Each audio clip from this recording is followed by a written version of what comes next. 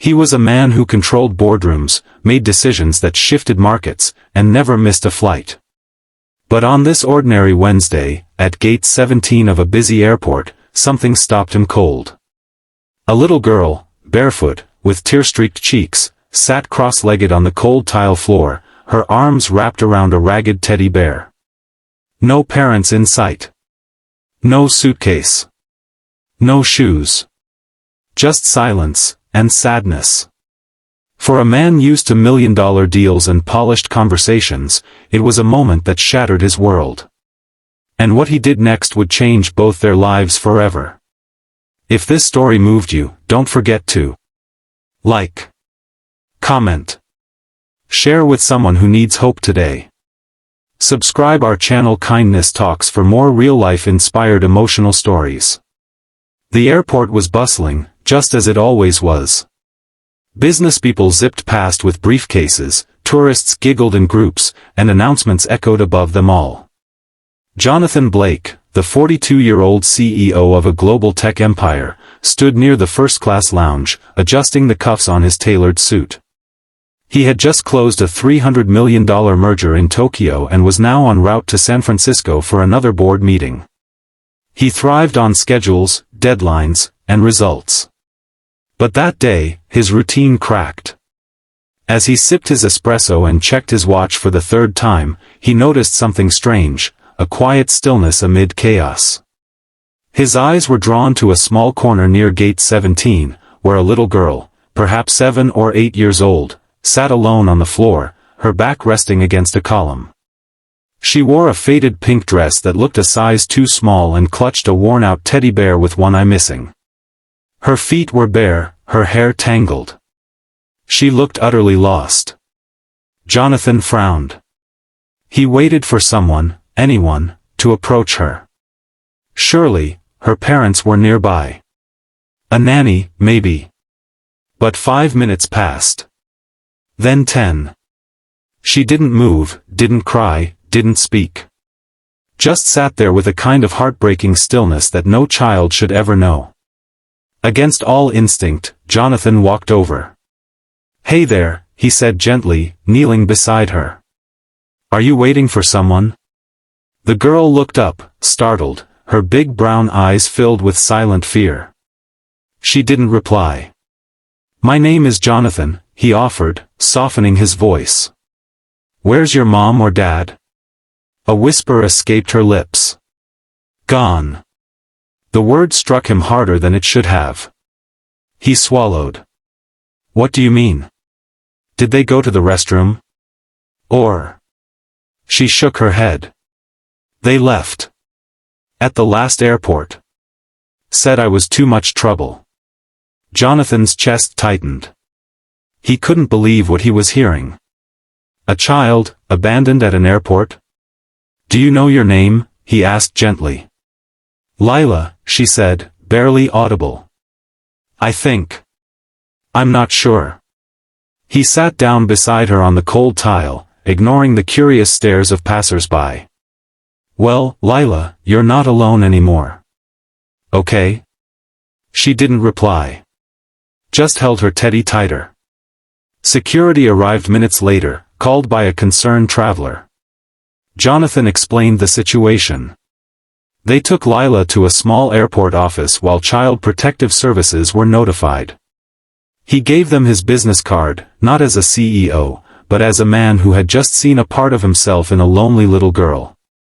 Because years ago, he too had sat on a cold floor, waiting for parents who never came back. That night, in a 5-star hotel room far from gate 17, Jonathan couldn't sleep. Lila's quiet eyes haunted him. He remembered his own foster homes. The cruel nights. The birthdays no one remembered. The feeling of being forgotten by the world. No matter how wealthy or powerful he became, that emptiness never left. And now, he'd seen it in her. The next morning, he canceled all meetings. Flew back to the city where Lila had been transferred. Waited outside the child welfare office like an anxious father. When they brought her out, she blinked in confusion. "You came back," she whispered. He knelt down. Yeah. I told you, you're not alone anymore. Jonathan Blake wasn't impulsive. His empire was built on careful strategy and precision. But when he filed emergency guardianship papers for Lila, his board members thought he'd gone mad. You don't even know the child, his legal counsel protested. She's not your responsibility. But Jonathan disagreed. Not with words, but with action.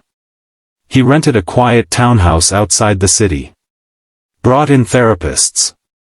Enrolled Lila in a small private school with kind teachers. At first, she barely spoke. Her eyes avoided his.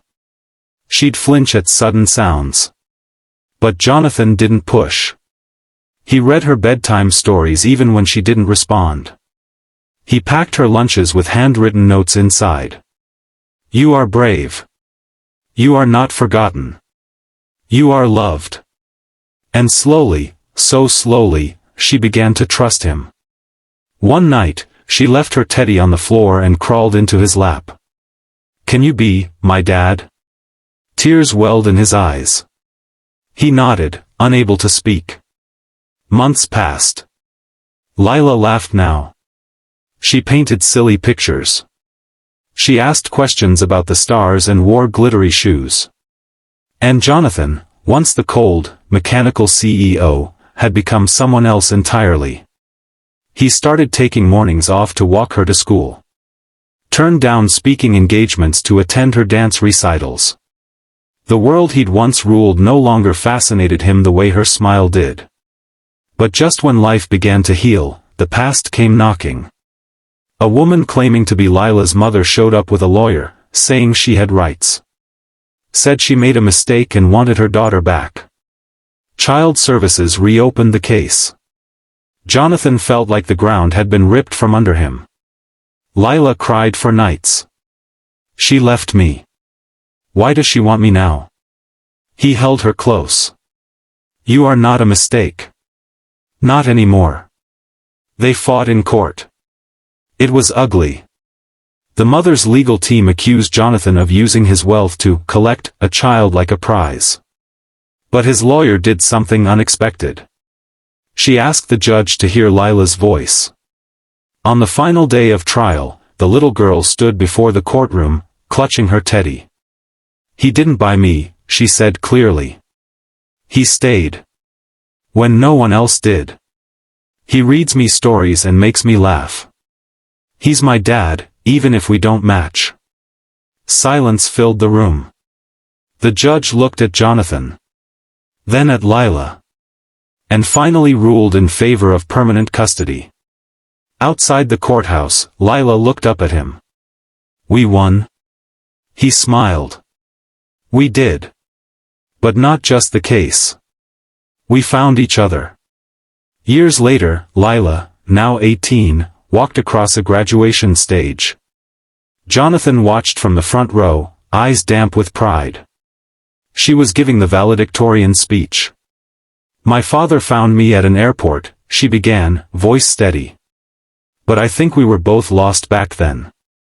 And in each other, we found home. This isn't just a story about a millionaire or a lost girl. It's about second chances, unexpected families, and the power of choosing love over logic. Sometimes, the smallest, loneliest moment, like seeing a barefoot child at an airport, can unravel a life's worth of plans and rebuild something even better. Because love, not blood, makes a parent.